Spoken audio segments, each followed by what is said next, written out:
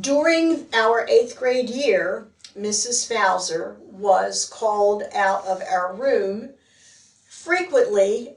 This was the first year that all of the classes were under one roof, and I'm sure it was a very challenging year for her, getting everybody organized and getting things to smoothly.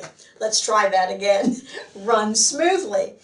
And of course, you know, the old adage, while the cat's away, the mice will play. And as when we 8th graders, we did just that. One day, Mrs. Bowser was out of the room. For some reason, I got out of my seat, maybe to get a drink, whatever.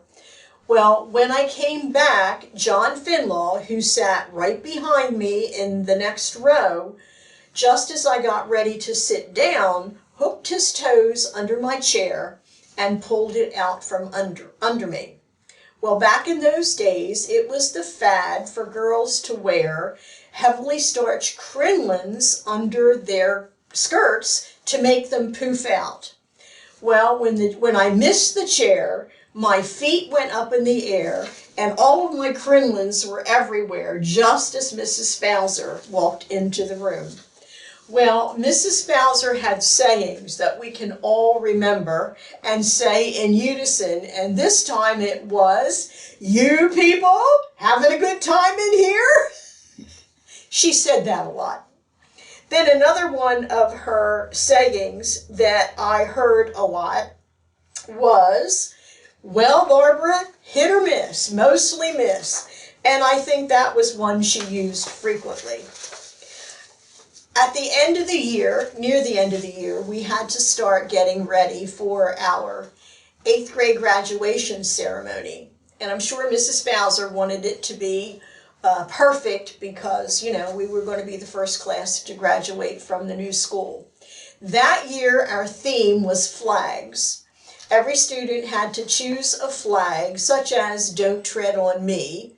They had to research it, write a speech about it, and then give that memorized speech at the graduation ceremony.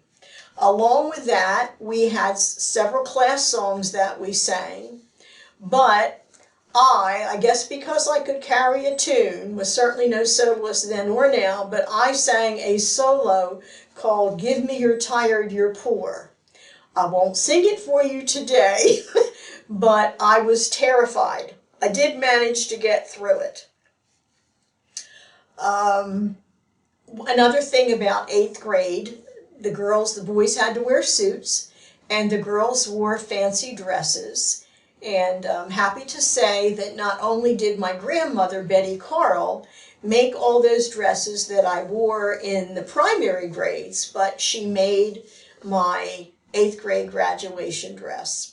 And it was blue with a blue satin collar, and I thought it was lovely. During high school, she made a couple more for me for special occasions, but the last dress that she ever made for me was my wedding gown, and I cherish that to this day. Another thing, during the middle of the school year, in April 4th of 1959, there was sort of a dedication of the new school, and this was the program that was designed with the picture of the new school on it, and that was followed for that program.